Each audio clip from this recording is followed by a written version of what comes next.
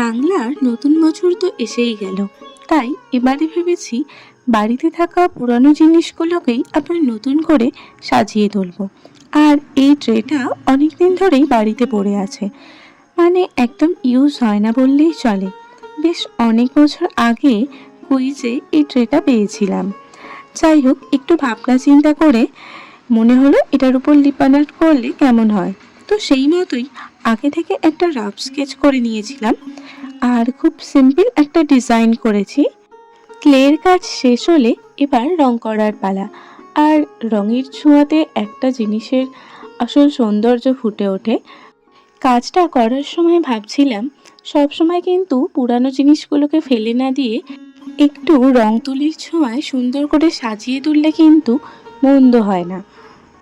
আমার তো কাজটা প্রায় কমপ্লিট হয়ে গেল, আর তোমাদের কেমন লাগলো জানাতে ভুলো না।